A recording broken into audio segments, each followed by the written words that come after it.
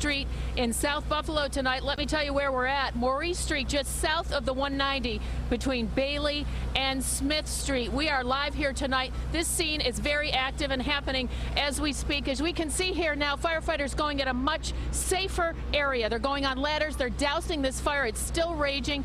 They have their hoses going. We know tonight this is the worst case scenario. We have temperatures well below zero. We have a raging fire, and now we understand we have 4 Buffalo firefighters injured battling this blaze. We do not know the conditions of those firefighters tonight. We're being told that their injuries are non-life-threatening at this time. The 4 injured when the back of this home caved in as they were fighting back the flames there. This fire had a head start, really going strong when firefighters arrived here just after 7 tonight.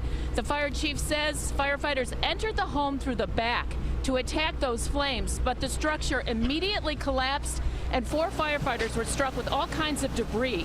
The fire chief telling us tonight they took some blows to the head, shoulder, and neck area. They were inside during the building collapse. They did take some blows from some of the structure that collapsed, and a couple of them went right away. A couple of them stayed on duty and now have been also transported.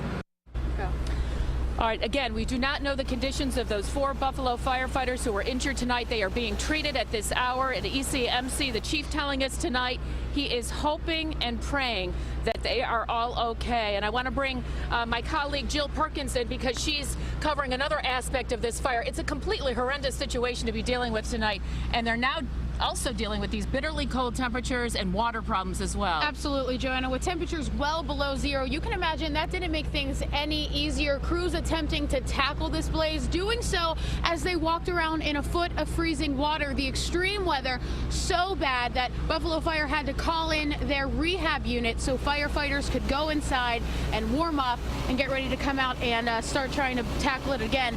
Again, this fire not easy to put out with the collapse of that building and the firefighters being injured, so it took a little longer than usual to get things under control. Because of the cold, we've got lines that are freezing. We've got a frozen hydrant. So we have some issues with the water. Those have been, I guess, addressed at this point.